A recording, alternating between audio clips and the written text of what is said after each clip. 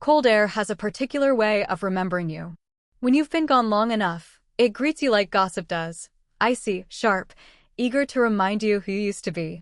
The black town car pulls away, tires whispering over snow as I stand at the wrought iron gate of the Clark estate. The kind of estate built not just to hold wealth but to announce it. Old-world stone walls, Gothic arches, climbing ivy preserved even in winter. A house designed to intimidate before you ever step inside. 10 years. My gloved hand drifts across the gate's brass crest. The metal stings against my fingertips. Once, I used to trace this emblem as a child, believing it meant belonging. Now it feels more like a warning sign. Inside, laughter carries through stained glass windows. Warm light, clinking crystal, effortless privilege. A curated holiday tableau. A family that moves like royalty, speaks like entitlement, breathes like ownership. And then there's me, the daughter who left.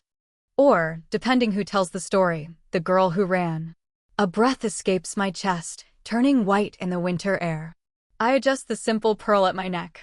Elegant. Understated. The kind of power that whispers rather than screams. No gaudy markers of wealth, no proof demanded or offered. The proof sits in the leather folio under my arm, heavier than the 1,000-acre estate behind these gates. Papers capable of severing bloodline privilege. Pages that have waited a decade for this night. A soft crunch behind me. And Miss Bryony? Martha. She stands in the snow, bundled in a wool coat, eyes warm with a tenderness that nearly buckles my knees. She presses a gloved hand to her chest as if she's seeing a ghost. You came home. I swallow. I did. You look, she pauses, searching my face. Different. Strong. I offer her a small smile. Life will do that. She studies the portfolio in my arm with a knowing glimmer. You didn't come to make peace. Not tonight. My voice has steel in it I never had before. She nods, not with judgment, but with understanding. Martha always understood more than anyone gave her credit for. I'll walk you in, she whispers, pushing the gate open. The path crunches beneath us as we approach the front doors. The mansion looms, grand and merciless. Every window is a memory. Father's disapproving stare. Brandon's smug grin. Mother's porcelain silence. And grandfather. The only one who saw me. I pause at the threshold, heart thrumming beneath wool and bone. You're not that girl anymore, Martha says softly. The doors swing open. Warm air hits me, thick with rosemary, polish, and history. Voices spill from the dining hall like champagne poured too fast. I step inside. No one sees the storm walking into their gilded world. Tonight, the quiet daughter returns not to beg for a place, but to claim what they never imagined she could build. The foyer hasn't changed. Same chandelier dripping crystal, same marble floors cold as my father's approval. Portraits of Clark men line the walls, oil-painted reminders of generational ego. My heels echo softly. A sound that used to make me shrink. Now it sings. From the dining hall comes Brandon's laugh, booming, entitled, still as hollow as the man who wears it. Mother hovers near the mantel, swirling wine she doesn't need, smile fixed like painted porcelain. I lean just enough around the archway to watch unseen. Father at the head of the table, back straight, voice commanding. A symphony of money and arrogance. Savannah poses beside the centerpiece, angling her phone. Family tradition content, she chirps, breathy influencer tone. Her red dress glitters like she's the holiday spirit herself and not the spoiled child who once told me ambition wasn't on brand for a woman. My fingers tighten around the folio. Martha slips away toward the kitchen but glances back at me, a small nod. Timing matters. I wait. And I observe. Brandon brags about yacht dimensions. Mother laughs an octave too high. Father boasts about strategic corporate maneuvers. Savannah giggles at her own reflection. A life still running on inherited gravity. Once, that gravity pulled me down with it. Now, it feels like a museum to a world I outgrew. My heartbeat climbs a notch as I hear the word sale. They don't know I already know. They don't know I'm the name behind Evertech Holdings. They don't know the empire they wrote me out of belongs to me now. I step forward. Silence spreads like spilled wine the moment I cross the doorway. Heads turn, expressions freeze, forks pause midair. Oh. Brandon blinks. It lives. Savannah lowers her phone only halfway. Bryony, she breathes, eyes scanning my outfit for labels she doesn't recognize. Father doesn't stand. He never would. Instead, his mouth twitches with annoyance. You weren't invited, he says. I didn't come for the turkey. Savannah snickers. Brandon smirks. Mother's glass trembles. I lift my chin. I came because family deserves to be together on holidays. The irony tastes like champagne and vengeance. Father gestures toward a staff member. Seat her at the corner. I don't move. I'll stand.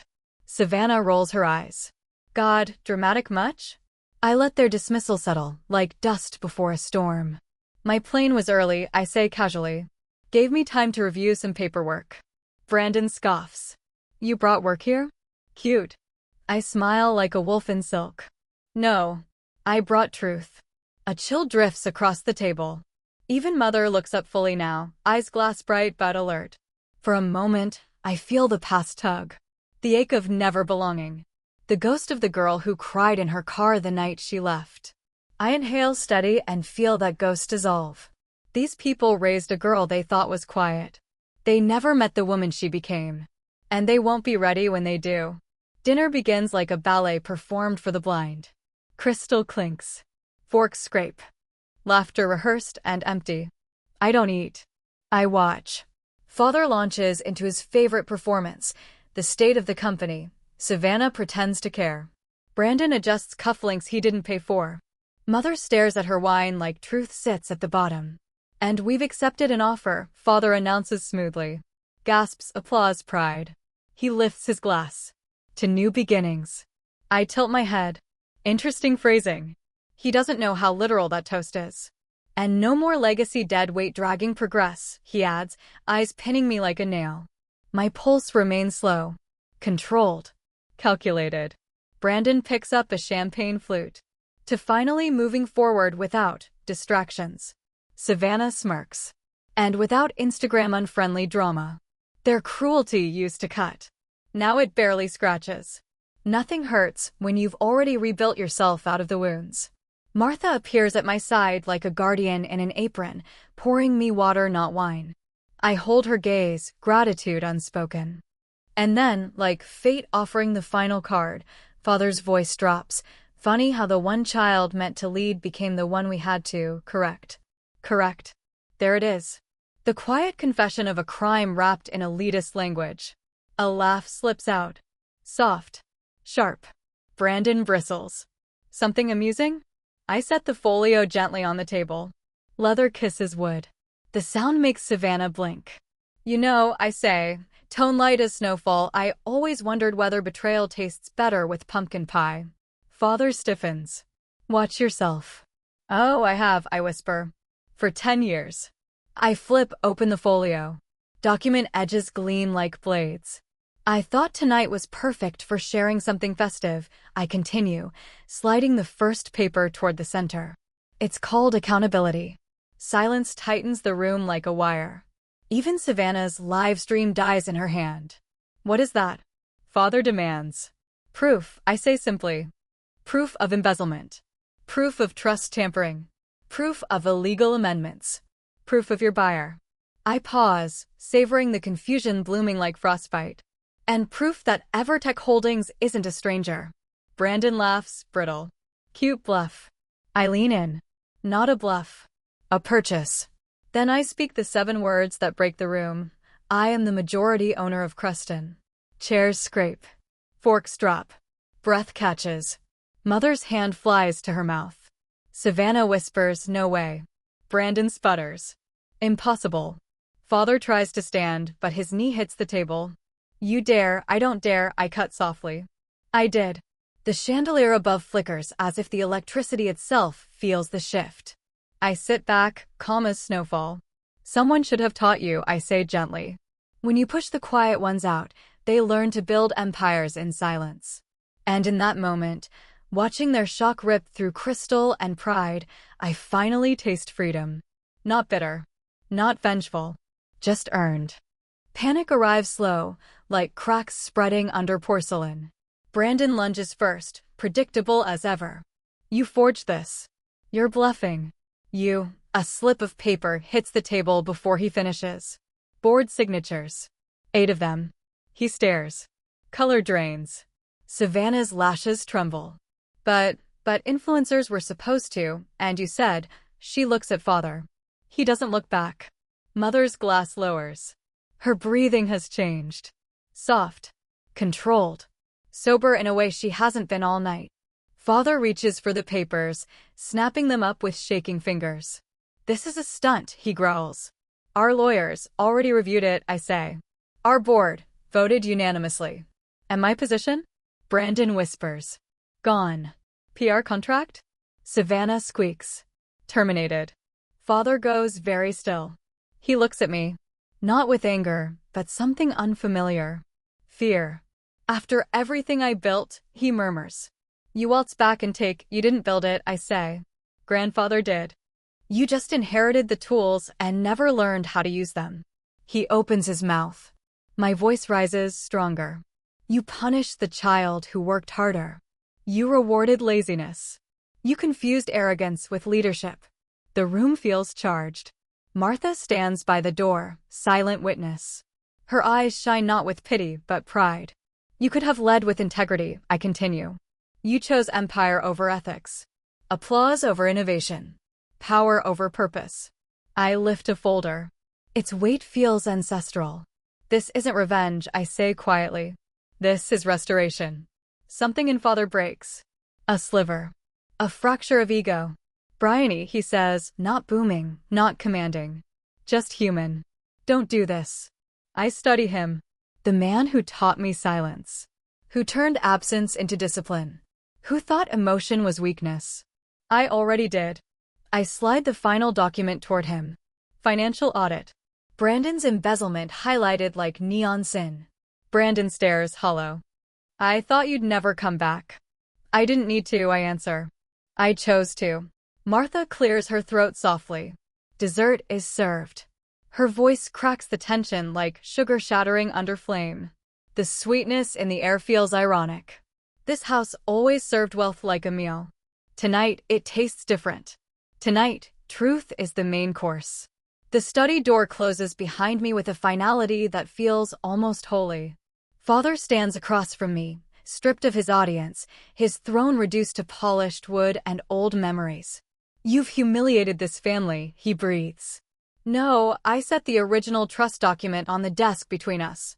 You did that when you betrayed its purpose.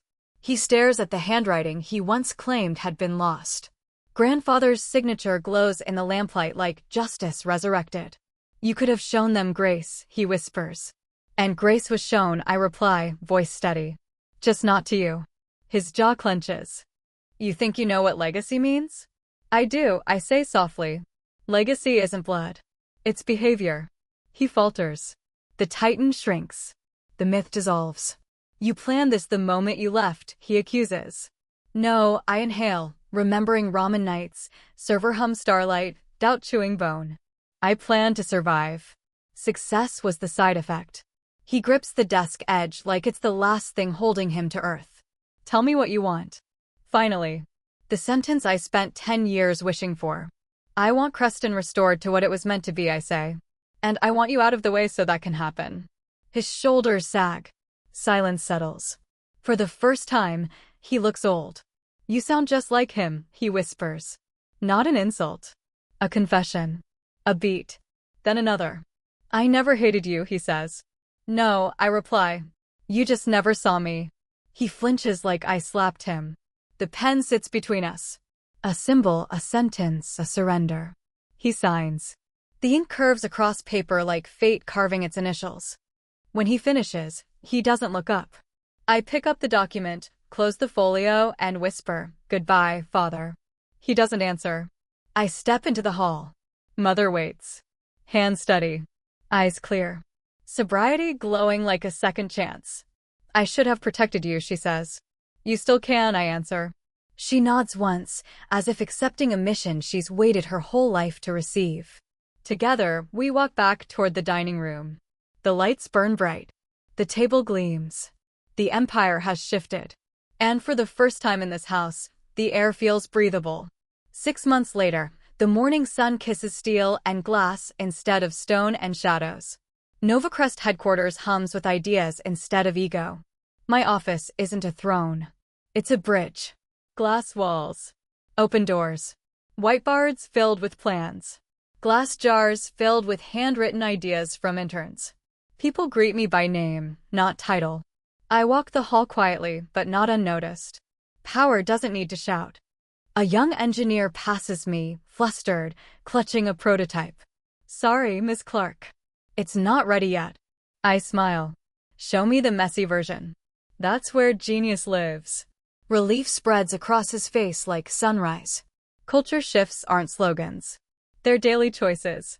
Later, in the boardroom, round table, equal voices, a junior analyst raises a concern about our expansion timeline.